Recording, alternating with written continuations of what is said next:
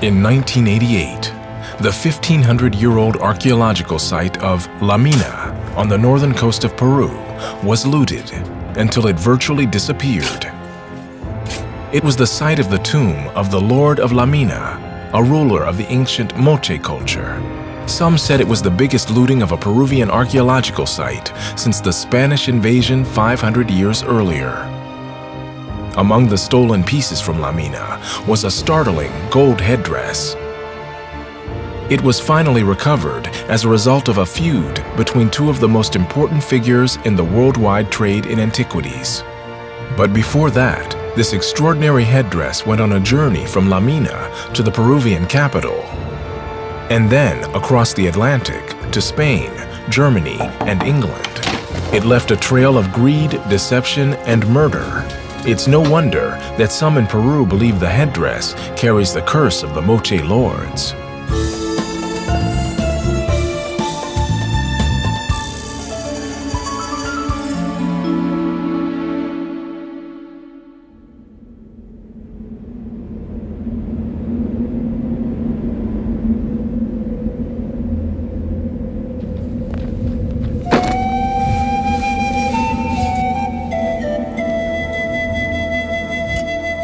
The deserts of northern Peru. 1,500 years ago, the Moche, one of the most advanced civilizations in South America, walked this land. 20 years ago, grave robbers discovered the tomb of a Moche lord, previously unknown to archaeologists. It was claimed that a goat herder first stumbled upon it before the serious looters moved in. They virtually emptied it.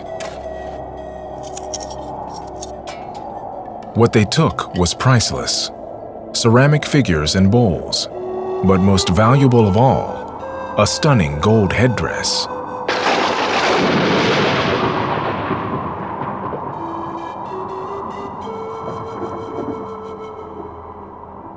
From it shone the face of a sea god with 8 flowing Medusa-like tentacles.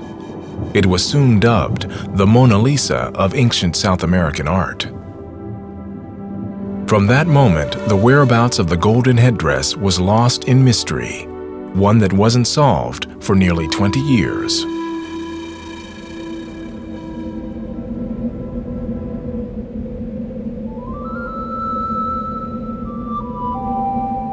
Peru is most famous for the high culture of the Incas that dominated the civilization of the Andes for over 300 years, from 1200 AD. Much less well-known is the Moche culture that existed nearly 1,000 years before the Incas. The Moche inhabited the deserts and coast of northern Peru. They were farmers and fishermen. And 2,000 years ago, Moche civilization turned this barren landscape into a fertile land that supported one of the richest cultures in the Americas. A series of river valleys crossed their land, and they created elaborate irrigation systems to support a thriving rural economy. The Moche were one of the great early civilizations of the ancient Andes, if not the entire New World.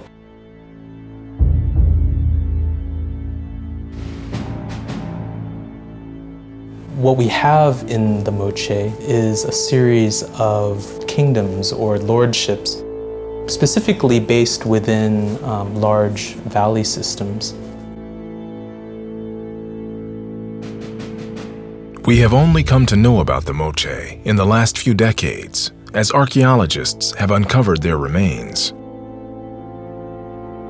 Within the last 30 years or so, spectacular excavations along the north coast of Peru, we find tombs of rulers who would have been very special members of their society.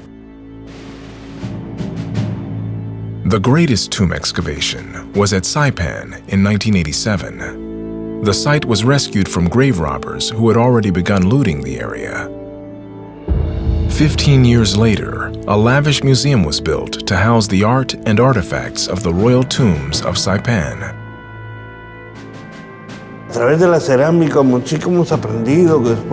Through the Moche ceramics, we have learnt they were a culture with extraordinary aesthetic qualities.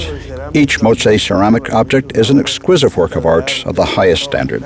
The beauty, the expressiveness, and the realism.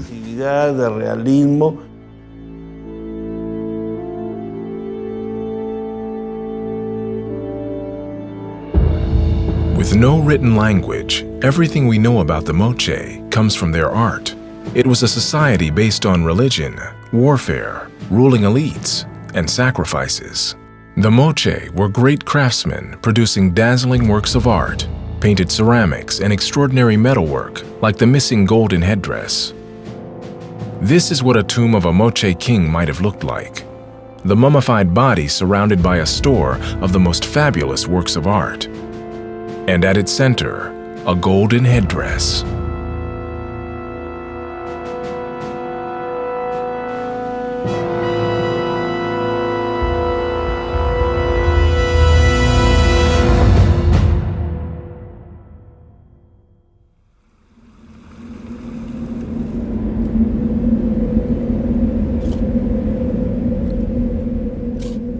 In an area as vast as that which the Moche once ruled, many grave sites have gone undiscovered by archaeologists. Others have been left unprotected. And here, in this remote region, there are rich pickings to be had by looters willing to supply an international market worth hundreds of millions of dollars. This grave robber agreed to talk to us, provided we didn't show his face.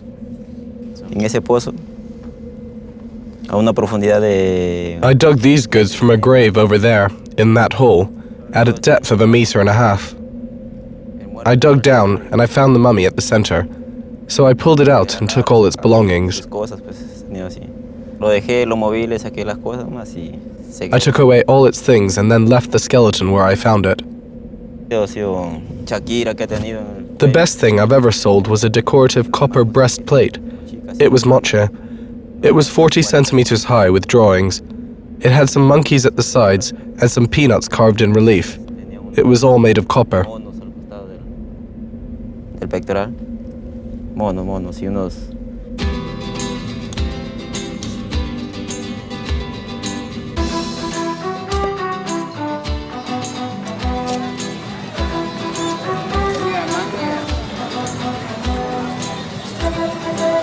One place where the grave robbers can sell their loot and tourists can buy it is the local witchcraft market. Here, no one seems to ask questions about where it all comes from.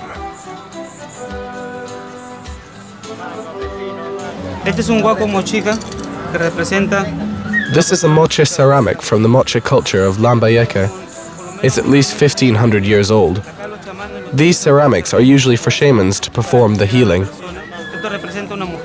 This one represents a woman. You can also find some that represent the man. This one is used to clean the woman when she is feeling down or in a bad way. This one is from the Moche culture.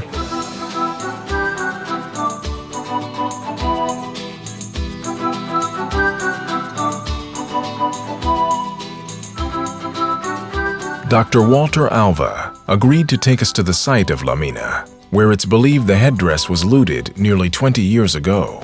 It's 400 miles north of the Peruvian capital, Lima, and an hour's drive from the nearest main town.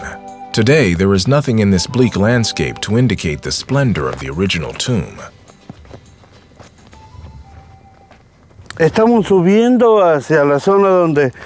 We're climbing to the area where the tomb used to be located, as you can see in the hills opposite the valley.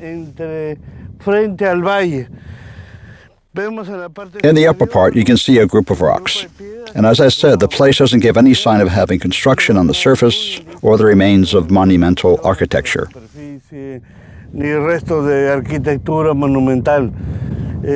idea was always that the tomb would blend in with the landscape, so it remains hidden within the hills. It gives us the same impression as the Valley of Kings in Egypt.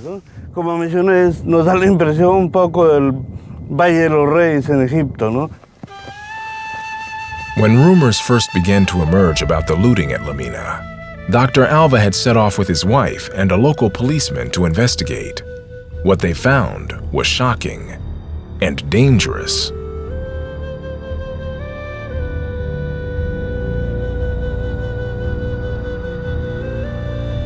When they noticed our presence, a group of people left running and jumped into a car, a pickup truck. Between them, there was a man armed with a shotgun. They obviously escaped when they saw us.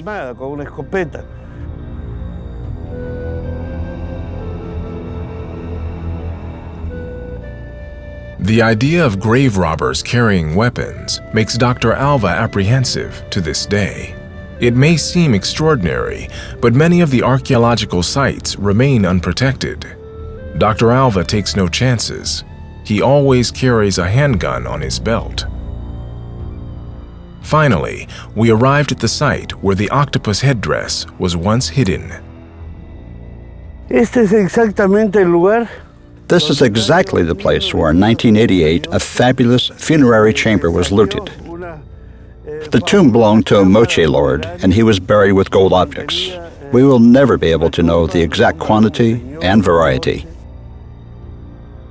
But nothing had prepared Dr. Alva for the devastation he saw. When we inspected the place, we realized that we were in front of a tomb that had been completely looted. Around it, we could see terrible destruction, as if a bomb had exploded. Everything was broken, and we noticed fragments of copper objects and of wall paintings.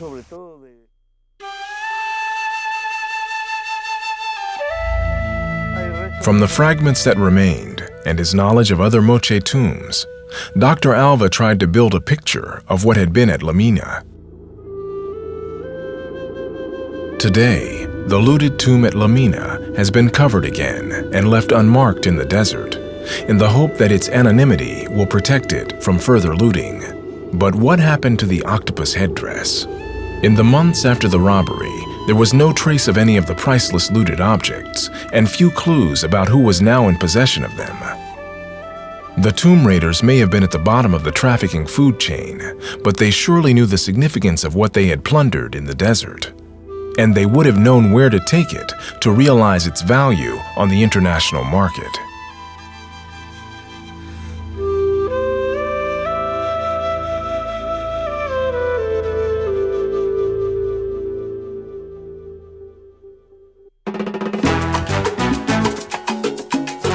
This was almost certainly the first destination for the headdress after it was dug from the ground.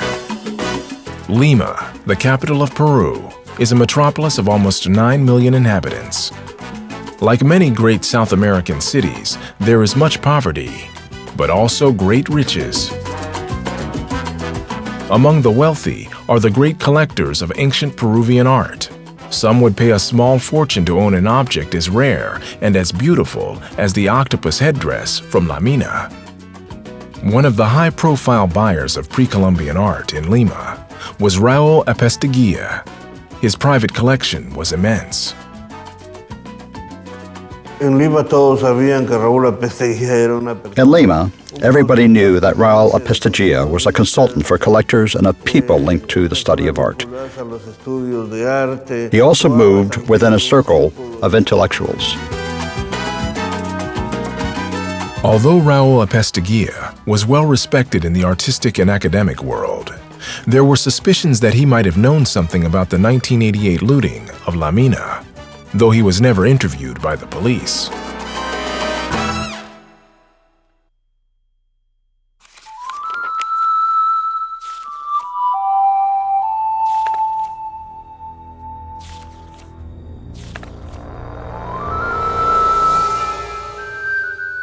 Four years after the robbery, in 1992, the world saw the headdress for the first time.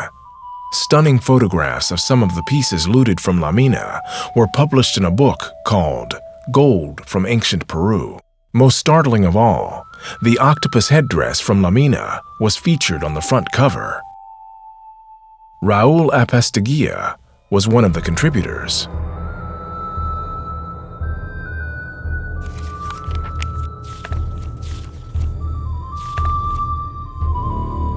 Then, 3 years later, in 1995, a second book was published containing yet more photographs of the octopus headdress. Once again, Raul Apesteguia's contribution was credited. along with an extensive list of other notables, including the Nelson Rockefeller Foundation. The list also included a German industrialist and collector called Anton Rockel. He knew Apesteguia and would later have a key role in the continuing search for the gold from La Mina.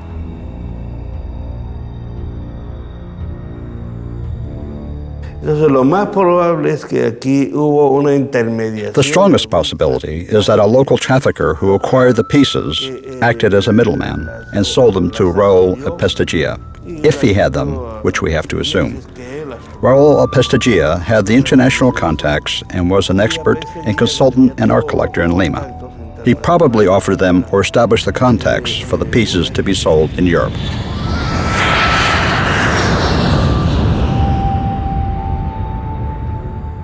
But to what extent Raul Apesteguia was implicated in the looting of the octopus headdress, we may never know, and Mr. Apesteguia isn't saying.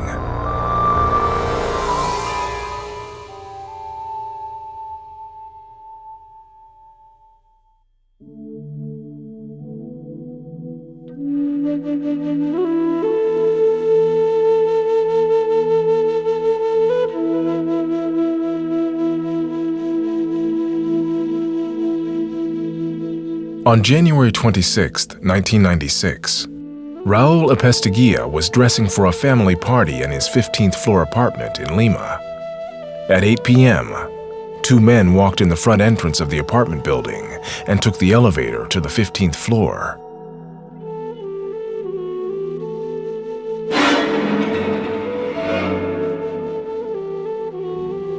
Before he finished putting his shirt on, Raul Apesteguia heard a knock on the door.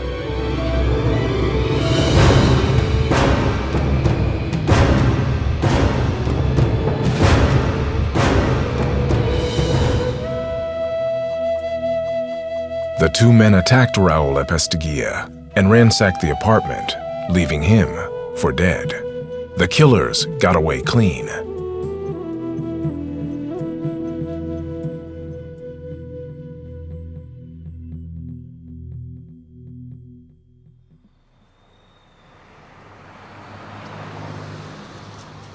Journalists were soon alerted to the murder. Garcia Panta left his office and rushed to the scene of the attack. We are at the residence in San Felipe where Raul Apesteguia lived. Some suspicious people arrived here by car. Mr. Apesteguia's apartment was on the 15th floor. That's where the crime occurred. His mother lived on the 13th floor, and that's where they were going to have a dinner party for his father-in-law.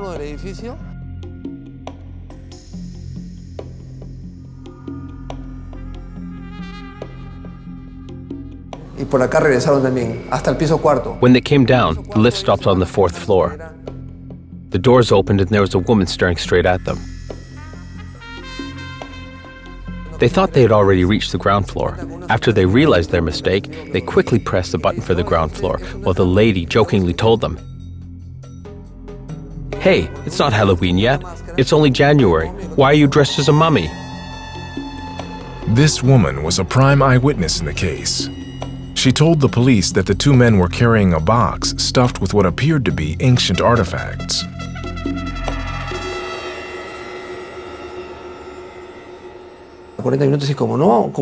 His son went upstairs to see why his father was taking so long and found him lying in a pool of blood. The man was already dead.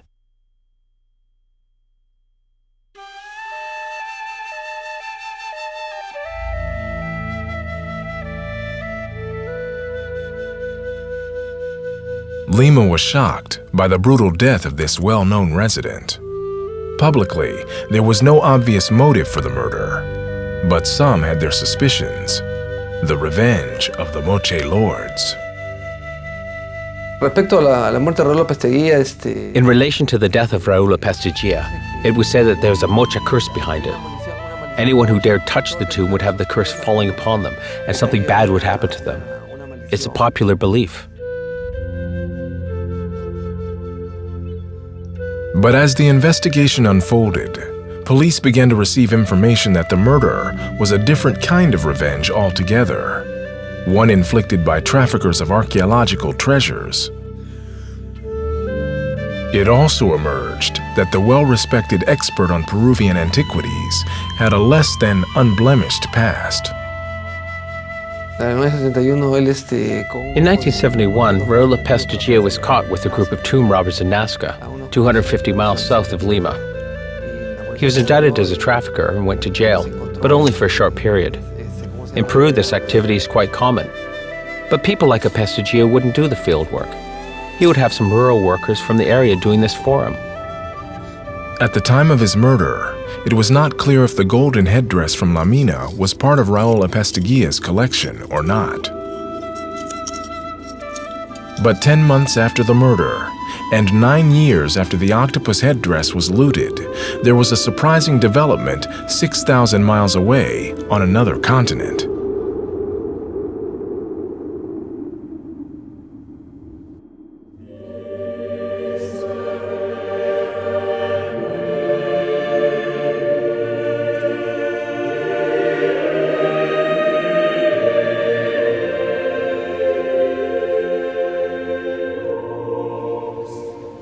News came that a golden octopus headdress had turned up in Spain. It was on the back cover of a catalog for a new exhibition. For the curators, the gold octopus headdress was the centerpiece of their display. This particular piece I was fascinated to exhibit. With great pleasure, I would exhibit it again if I had the chance, because I believe it's a great object.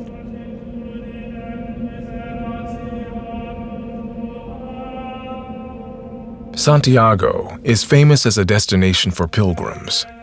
The exhibition was held first in the university, but it proved so successful that it transferred to the huge church of Santo Domingo in the heart of the city.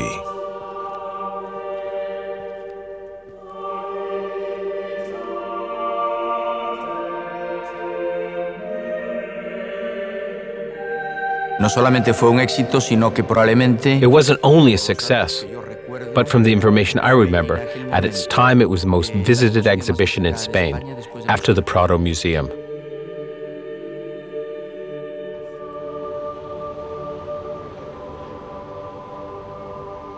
In the search for the looted headdress from La Mina, the exhibition in Spain was problematic. Although the octopus headdress in the exhibition catalog was similar to the one from La Mina, it was not quite the same. This one had 12 tentacles. La Mina's had 8. But the Spanish exhibition was not quite a dead end.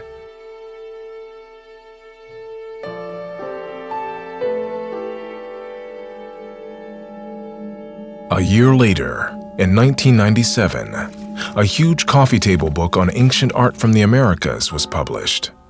And there, next to the 12-tentacled octopus from the Spanish catalog, was the 8-tentacled version from La Mina.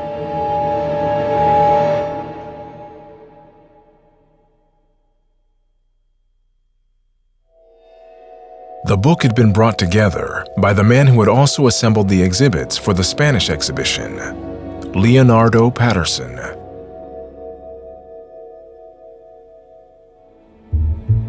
Leonardo Patterson is a well-known collector of ancient artifacts. He is a great sportsman, playing polo with the rich and famous. He was born in Costa Rica, lived in the United States during the 70s and 80s, before moving to Germany. The image Mr. Patterson gives is of a spontaneous man who gets personally involved with the pieces he holds. I don't know if he has any other activities. So did Leonardo Patterson know where the headdress was? In London, there was an art collector who was convinced that Patterson knew exactly where the headdress was. But this was no ordinary collector. His name is Michel van Rijn. He admits that he was once a trafficker in looted antiquities. He says he gave it up 15 years ago to work for the other side. He now claims he uses his knowledge and contacts to retrieve stolen historic works and return them to their country of origin. Among the works he has recovered were these fantastic mosaics looted from an Orthodox church in northern Cyprus.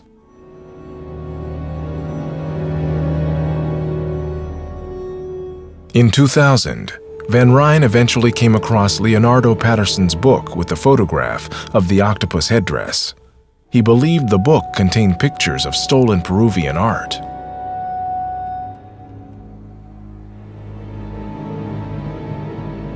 I saw the Patterson book. It's not a catalog, it's a book. I mean, it's a coffee table book for, but full of incredible looted works of art especially from Peru. And I saw all these golden pieces, etc. So I blew everything right out in the open. Since 2000, I kept on hammering on him. Van Rijn launched a ferocious personal campaign against Patterson over the internet.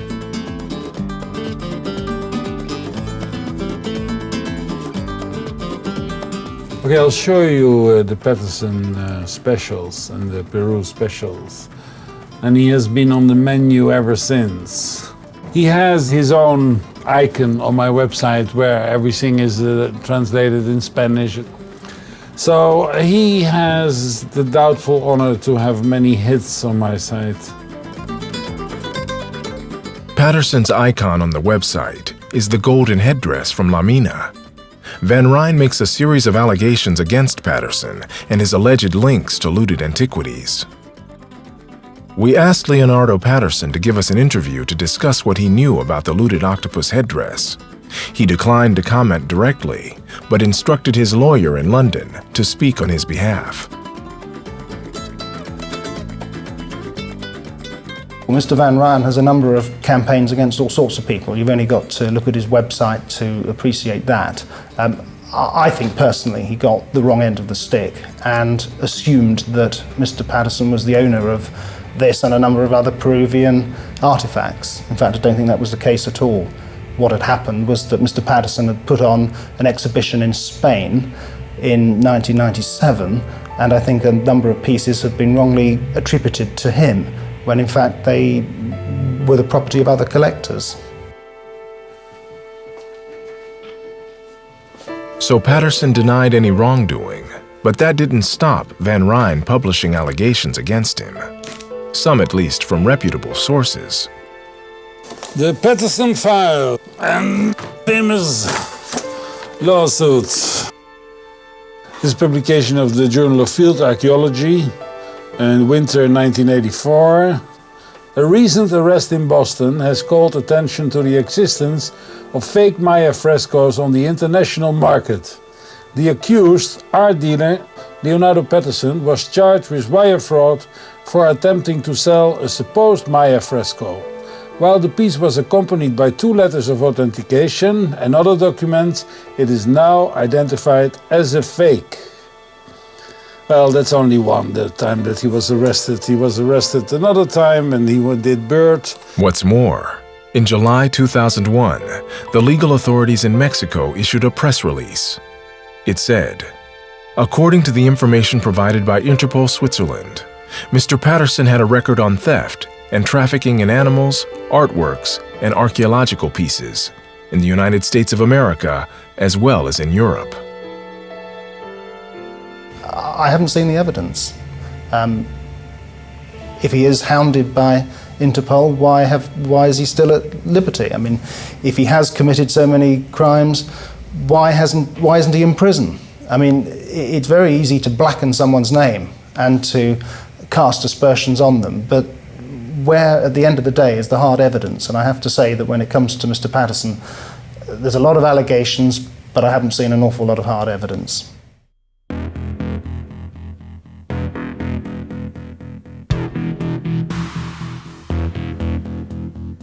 One man with hard evidence of Patterson's past was an officer in the U.S. Customs Service, Charles Koschka.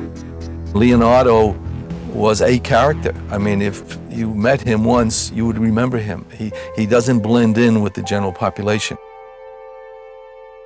I know he has 2 felony convictions from the United States to date. The first one had to do with fake art, which was being sold to somebody who didn't know it was being fake, and that he pled guilty to. The second offense involved bringing rare turtle eggs into America. Patterson didn't go to jail for his first offense, but the charge for smuggling endangered species broke his probation, and Officer Kushka was sent to arrest him.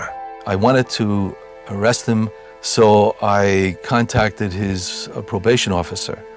And I said, when is he due to report to you next? And it was about a week or so later, and I was waiting for him. And when he showed up, I arrested him.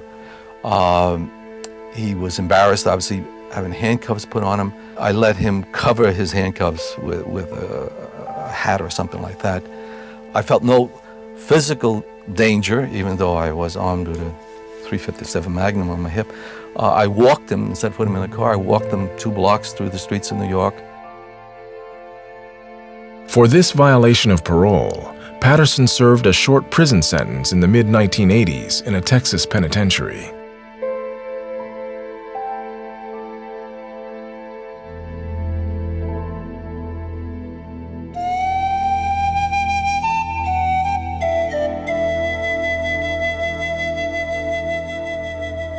Michel van Rijn traveled repeatedly to Lima, trying to persuade the authorities in Peru to take action. He met Walter Alva, and together they went to the police with their allegations.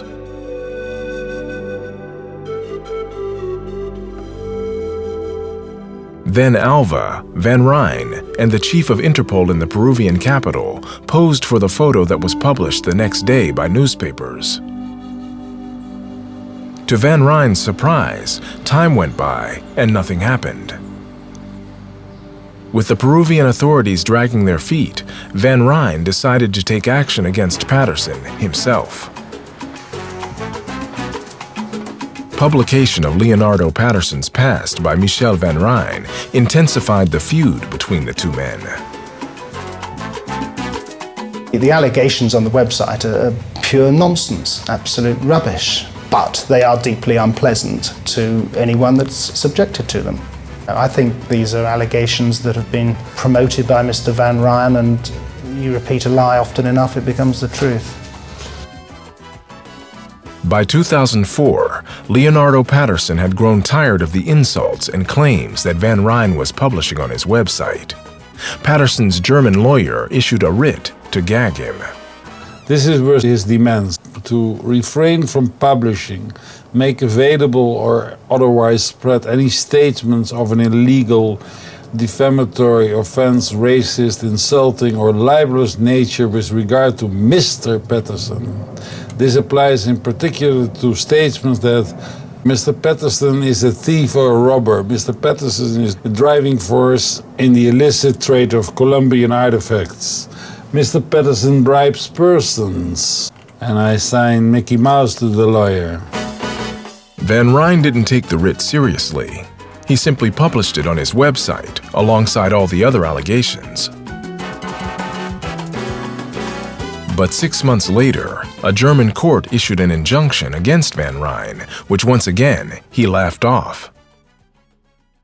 Mr. Patterson had been vilified by Mr. Van Rijn on his website for a period of about 3 years prior to that. In 2004, he managed to get an injunction from the German courts to stop Mr. Van Rijn defaming him and libeling him in that fashion, but Mr. Van Rijn had taken absolutely no notice of it whatsoever. And I think he was just very keen to explore any other way in which he could have his name removed from the website. Van Rijn thought that once Patterson realized that the gag order hadn't worked, Patterson would have to come up with a different way of persuading him.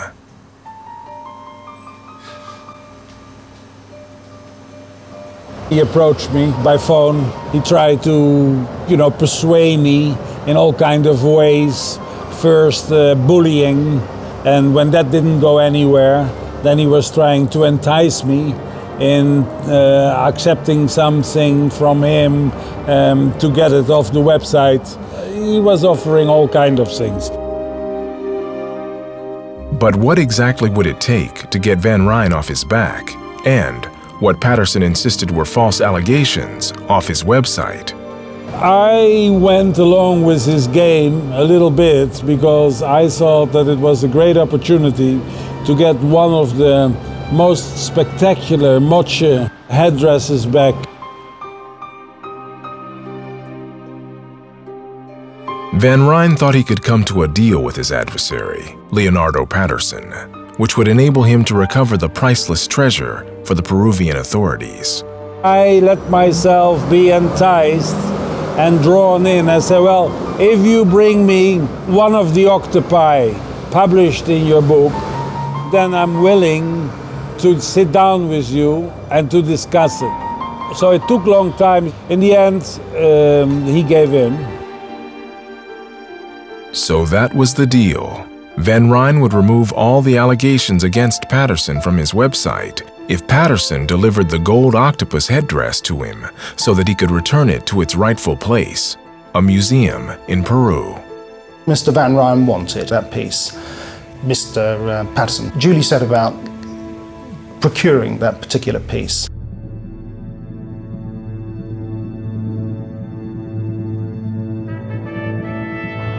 Leonardo Patterson flew to London from his home in Munich.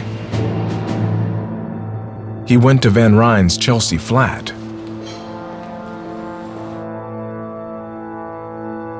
Van Rijn needed proof that Patterson had the headdress. He thought he was setting a trap, but would Patterson walk into it?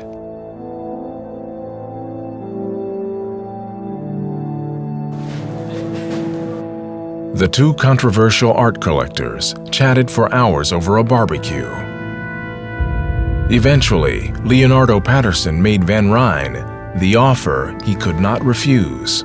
So he was sitting here, and he must have felt at home between my statues, the manifesto against the art world, this craziness. Then he produced the octopus photograph. And my son sneaked down of 15 and he took a photograph with his mobile. So that was a bad beer day for Leonardo because, my God, he was like... And boy, was he shocked, believe me. So we had him, Chuck, photograph. Evidence. The circumstances were that they were having a barbecue, it was the summer, very pleasant. They reached this agreement at that meeting and shook hands in front of Mr. Van Rijn's children. And that was the moment which the deal was sealed. I think he just felt, whatever it takes, I want to sort this thing out and get myself off this website.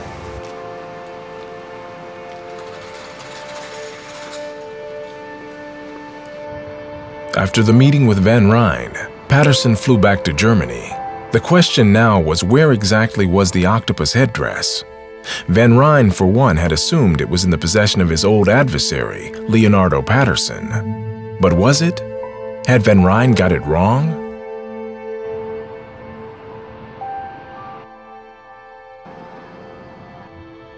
In the last week of July 2006, Patterson returned to London. In his luggage was the gold octopus headdress. Patterson met with Van Rijn at the offices of Patterson's lawyer, Martin Bale. He came with his German lawyer and we had a meeting here arranged in this office for the 28th of July where we met Mr. Van Rijn and his lawyer. So the piece was brought to his lawyer's office. I had a discussion with him off the record, downstairs, outside of the lawyer's office. He said, look, you know, lawyers upstairs, but we. Just take the mask and you have something very valuable for your kids, etc., for you, and you do whatever you want, and but take me off the website, please, because, you know, it's harming me. Mr. Van Rijn asked if he could see the piece. It had come in a plastic bag wrapped up for safekeeping. We got it out and unwrapped it, and there it was.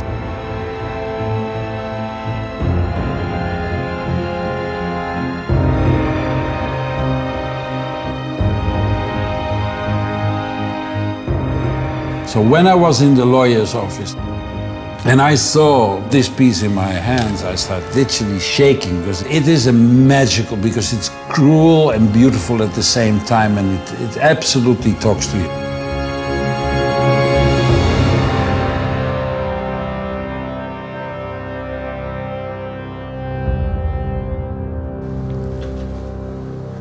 But before the meeting wound up, Patterson produced a document claiming to show the provenance of the gold headdress. Its contents were quite shocking. Yes, I think that's it. The document claimed to show that the headdress had been legitimately imported into Germany, but both the importer and the collector were now dead. It also stated that the headdress had been bought in 1987 from another now dead man, none other than Raul Apesteguia, the Peruvian collector murdered in a Lima apartment in 1996.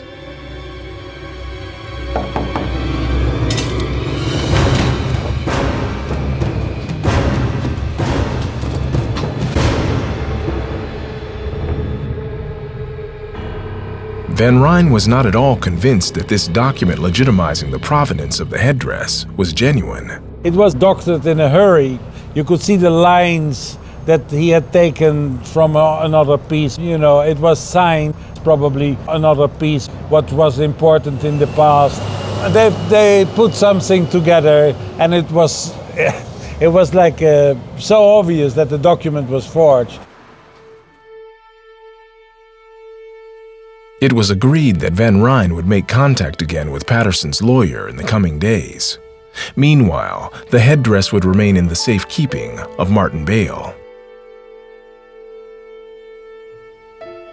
There was absolutely nowhere I could think of putting it that would be safe, certainly in this office. So it was left that I would actually take it home with me and babysit it for the weekend.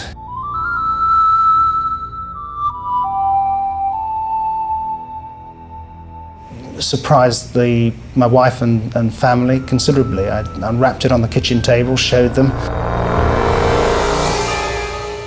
And it frightened the life out of my two daughters. They called it the Peruvian scary thing, and were very keen that at night I would shut the door and not let this octopus out to get hold of them. So looked after it and made sure nothing happened to it, and then brought it back to the office on the Monday and then made some secure arrangements for it.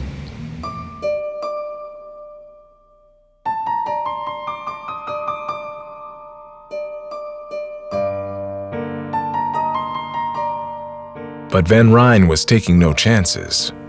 Now he was certain that both Patterson and the headdress were in England. He called his contacts at Scotland Yard.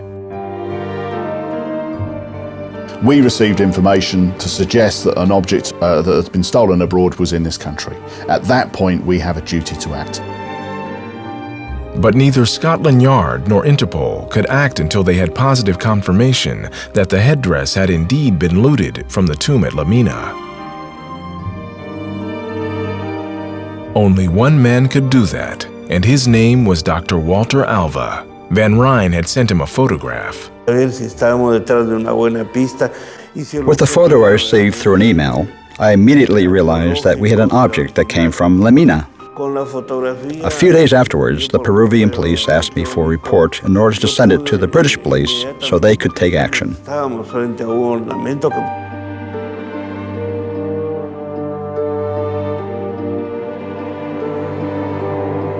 I had put Interpol Peru already on notice with Walter Alva years before that these pieces were looted, and Walter had confirmed it.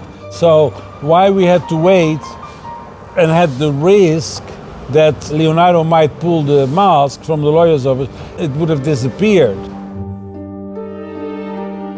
But days went by. Patterson checked out of his hotel. Had the headdress gone with him, or was it still in the possession of his lawyer? Our real concern was to ensure that the object remained where it was until such time as we could act upon it.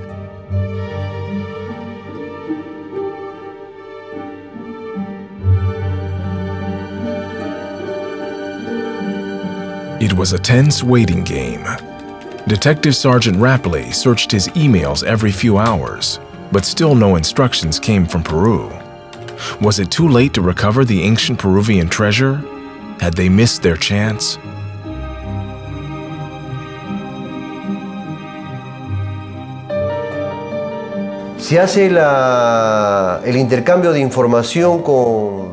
We exchange information with Interpol London.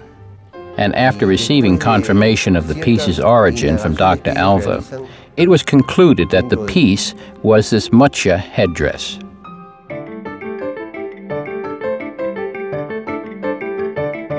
With Interpol finally giving the go-ahead, Scotland Yard handed the case to their undercover agent, Michelle Roycroft. She called lawyer Martin Bale, who was now on a family holiday in France. She said that she understood that I had the gold piece. I said that I did. She told me that in her view and the view of the British police, it was a stolen item. It was claimed by the cultural heritage of Peru, and that she was very much wanting to come to my office and come and get it. What I said that I would do is get back to the office, have a word with the client, give her a call, and thereafter we made an appointment. On August 15, 2006, Agent Roycroft and a second officer set out for the London offices of Patterson's lawyer. Would they finally retrieve the golden headdress 20 years after it was looted? We sent round 2 plainclothes female officers. We don't carry guns. It was not necessary to conduct surveillance or observations. It wasn't necessary to conduct a search of the premises.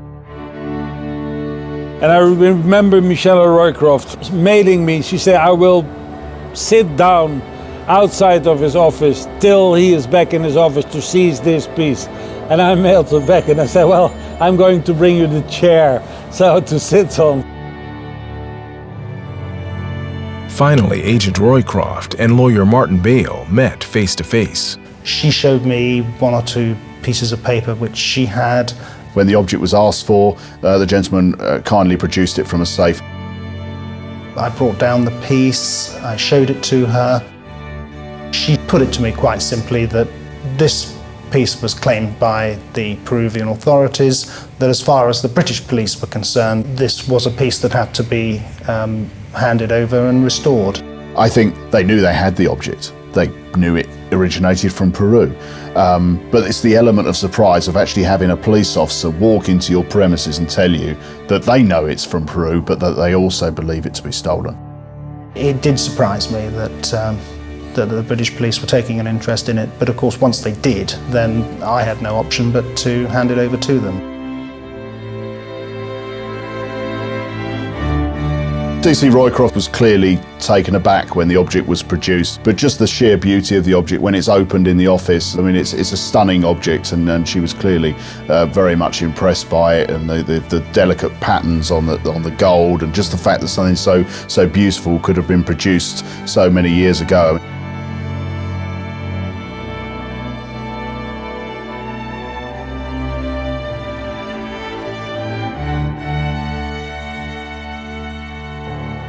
Martin Bale called his client, Leonardo Patterson, to tell him what had happened.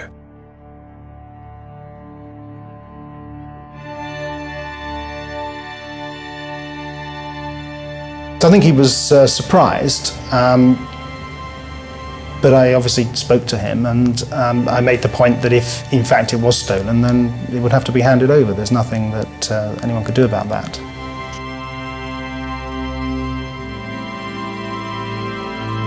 So the bitter feud between Michel van Rijn and Leonardo Patterson finally delivered up the Moche treasure.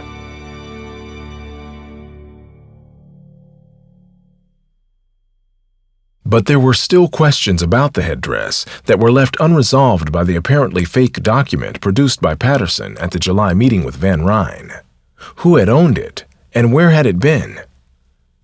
Things became clearer when we arrived to interview lawyer Martin Bale on behalf of Leonardo Patterson. Martin Bale produced a second, different document that had been provided by Mr. Patterson explaining the provenance of the headdress.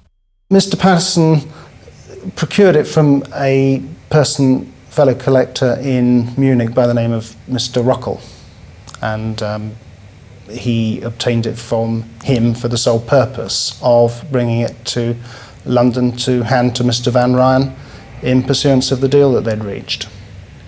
As far as Mr. Rockel's concerned, he's given me a declaration confirming that he's been very active in purchasing Peruvian artifacts since the mid-1970s. He's described how he purchased the Moche gold mask from a Mr. Raul Apesteguia, and since that date the gold mask was in his possession until the arrangement with Mr. Patterson to hand it over to Mr. Van Rijn. Anton Rockel is indeed a well-known collector of antiquities. Based in Germany, his name appears in the acknowledgments of several books on Peruvian antiquities, including the lavish edition published by Leonardo Patterson in the wake of the exhibition in Spain.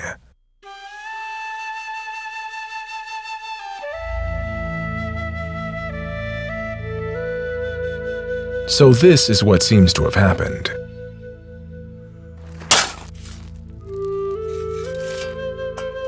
Very soon after the looting of the Moche tomb, the headdress was acquired by Raul Apesteguia, and within weeks it had been sold to Anton Rockel. He took it to experts at the University of Munich.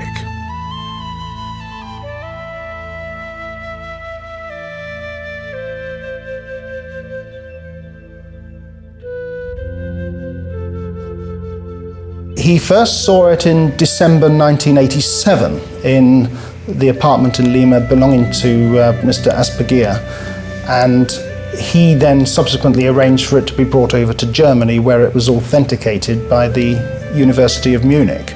There are lots of fakes in antiquities, as you can imagine. The question was this an original piece? And the answer that came firmly back from the university was yes, it was entirely original. When he was satisfied as to its origin and bona fides, he actually purchased it in January of 1988. Mr. Rockel was not available to film an interview for this program, but he told us that he supplied Leonardo Patterson with Peruvian pieces for the Spanish exhibition.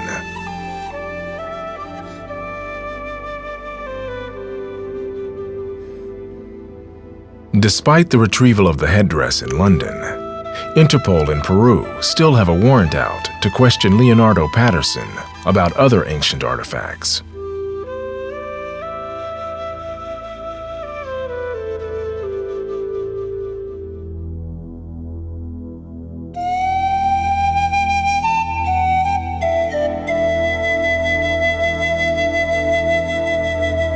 In September 2006, the gold octopus headdress of the Moche king made the long journey back from London to Lima.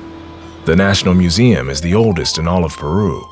Besides of its beauty, I think the most important value for this piece in the social point of view is the national identity.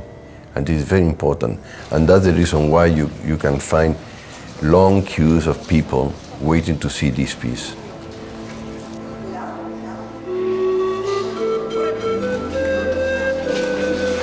The museum is taking extra precautions to ensure the headdress remains safe from robbers in the future. We have made a special vault. It is a concrete room with steel reinforcements, a steel door, and armed guard, 24 hours. Night vision cameras, movement detectors. Actually, it's not that we think that this jewel can be stolen again, but it's to discourage the thief and to give an example how this kind of treasure has to be handled.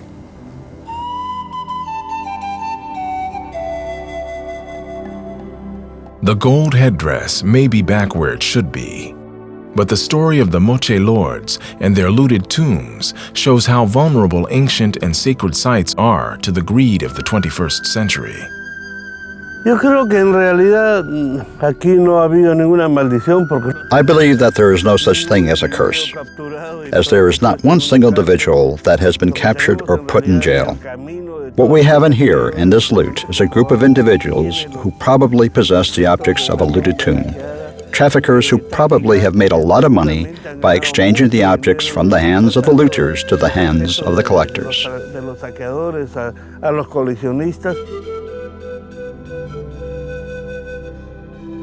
Perhaps one day, The other gold items that Dr. Alva believes were looted from La Mina will be returned and sit beside the golden octopus headdress that is now a national icon.